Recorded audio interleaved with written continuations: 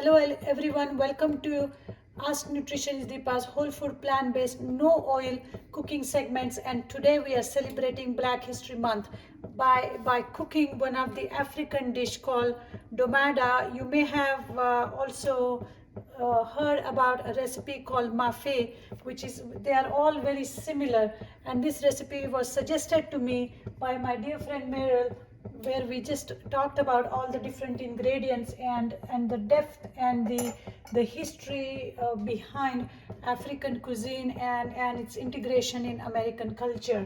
So this recipe Domodah really brings out the flavor, the culture, the depth, the history, the colors, everything together. And ingredients are simple yet nutritionally very powerful. I'm going to just show you what I have here, and then we will start cooking, and then I'll talk more about the other ingredients. But basically the vegetable section is, you have onion, I have carrots instead of sweet potatoes. You could use any green. I have some frozen Swiss chard here, tomato and some potato.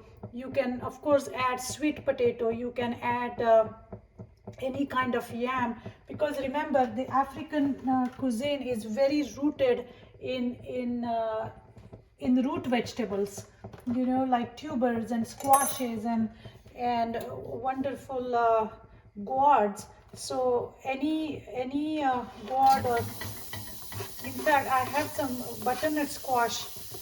I might put that in here. It's in my freezer.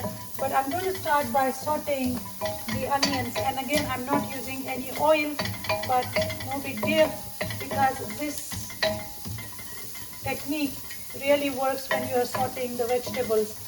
And while the onions are being sauteed, I want to talk a little bit about the flavoring for this recipe. It has absolutely heartwarming spices like cinnamon and ginger. I'm going to use powders today just to make things easy. It has garlic, dash of thyme. When I think about African cuisine or even southern cuisine, I always think of paprika. So here I have some paprika, and the star of the show, or what's going to really bring this recipe together, is this peanut butter. Just a tad bit of peanut butter is going to add that creaminess and flavor to it, and then a little bit of tomato paste in it. However, like I was saying, that I'm going to add a little bit of twist to this recipe by adding a very traditional bean to this recipe to enhance the protein content of it, and that is these black-eyed peas. Now, black-eyed peas are absolutely one of the most nutrient dense bean, very high in iron. So those of you who are suffering from anemia, black-eyed peas is a way to go. And they cook very fast. I have pre-cooked them for like 15-18 minutes in the instant pot. You can also cook in the pressure cooker. And like I said, full of fiber, protein, and iron. Of course, all beans and lentils have prebiotic. So once these onions are cooking pretty well, we can start adding the carrots and the tomatoes. Okay. And as you can see, so far no oil is being cooked, no oil is being added, and I will not be adding any oil going forward. The onion is caramelizing. The moisture from the tomato is going to be just enough. Okay. It already smells good. I mean, there's really nothing in here that will go wrong. And I'm just going to allow it to cook for like a few seconds. By the way, I steamed my carrots for a few minutes when I was cooking the black-eyed peas. I just when the black-eyed peas was done, I just opened the lid and put the carrots on top of that, in the instant pot, and in that steam it was done. So let's talk a little bit about black-eyed peas. Like I said, very simple, very easy to get, and full of nutrients. So I pressure cooked it, and this is how they are after pressure cooking. As I mentioned, absolutely phenomenal source of nutrients and really underused bean. People eat chickpeas and pinto beans and black beans, but I don't know why black-eyed peas haven't taken off. I think they are very versatile. They have really nice flavor to it. So let's talk about a little bit of the other ingredients which are very indigenous to African cuisine. Like I was saying, the squashes, the gourds, greens. I mean, my goodness, traditionally the cuisine is so powerful in terms of nutrients. Is really very well thought cuisine, I would say, because it has greens, it has beans, it has carbohydrates from all the tubers and root vegetables. However, like everything else in this modernization of food, we have lost track of what the traditional dishes are. There is no cheese in African American cuisine. There is not much meat in there as well. It is all has happened in last 100 years or more. Anyway, I have added some garlic. Now I'm adding a little bit of ginger. I will have the recipe in the description. I just want you guys to just learn the technique here and the flavor blending. So ginger is very good for migraines, as you know. If you have acid reflux, just be very careful with it. I'm adding a dash of cinnamon.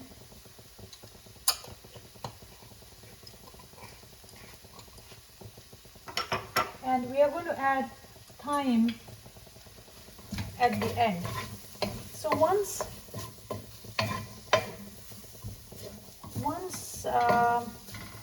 spices are being added, I'm going to add the Swiss chard.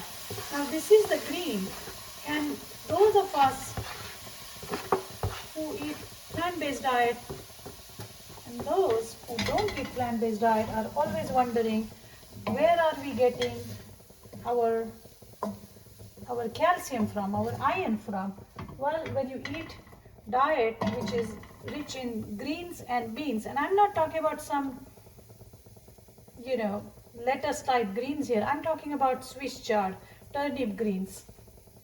You are getting your calcium and iron from there. So I'm going to allow this to cook for just few minutes, and if I want, I can kind of glaze the skillet here and get all these trimmings in, so it will be easy for me to clean my pan later on. So let it cook for another 30 seconds. In fact, I'm going to add some more Swiss chard to this. So these veggies are cooking really nicely. We don't want to overcook them and mush them. One spice that I forgot to add to this was a little bit of clove powder. So if you have a couple of cloves, you can add whole cloves, but I have a lot of clove powder with me, so I just added that. And I cannot even describe the depth of the flavors in this recipe. It's just amazing, and it really represents the history of Africa and African American culture. the colors, the long-standing history as we evolved over a period of times, and their struggles, and the complexity of the culture is really represented in this particular recipe. I mean, at the end of the day, we are all same, because a version of what we eat really represents who we are. For example, in India we have a similar recipe where we use peanut paste to make a curry. Thai cuisine has it.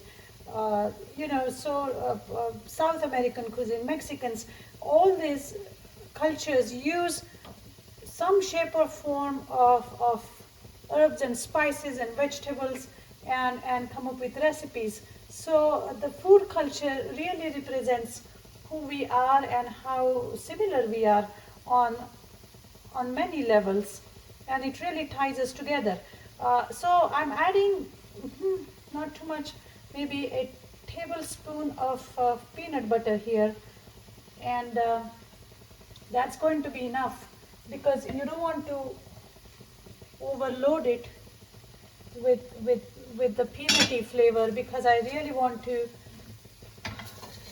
ride upon the herbs and the flavor of the herbs and spices and these beans. So to this we are going to add our black-eyed peas.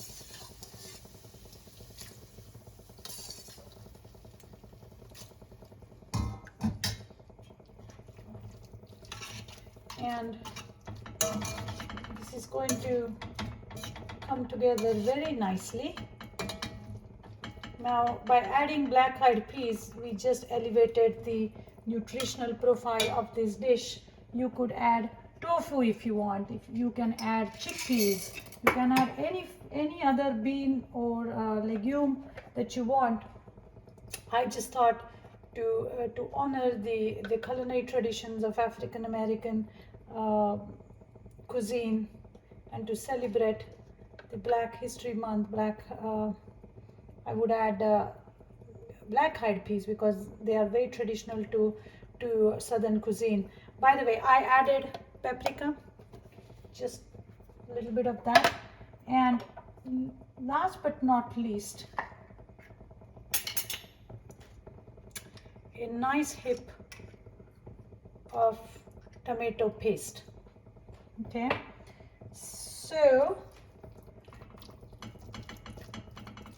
and to this I'm going to add some hot water.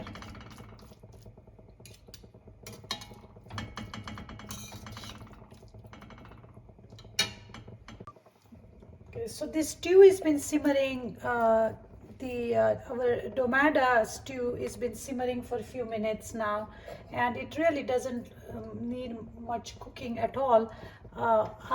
You can season it with a little bit of salt if you need, and most importantly, now it's time to add some lemon. So I usually just peel my lemon like oranges, and I just add the whole thing, and that's going to balance the flavor even more. So that's how this stew is done. It's going to taste really good after marinating all the flavors overnight, or maybe for a few hours. So I'm super excited to and looking forward to my dinner tonight, because this is what I'm going to have for my dinner. And like I said, this is a perfect recipe where you have the beans, the greens, the spices, the flavor, the taste of culture, exposure to new culture, new cuisine. Especially food binds us all. And again, I enjoy doing a lot of ethnic recipes, because they make me happy, and it just reminds me that that we are all in it together. So I hope you guys will. So I hope you all will enjoy this soup. So this is how this soup looks. It's absolutely tasty, flavorful, I should say. I just tried it, and it has a little bit of sweetness from the peanut butter and the sweet potatoes. I mean, sorry, the carrots, the potatoes, Swiss chard, garlic, cinnamon, ginger, and a little bit of thyme, and it's really coming together, and it's absolutely wonderful. I hope you guys will enjoy it as well. Serve it with some rice or potato or quinoa or piece of sourdough bread, whatever, to just soak all those flavors in.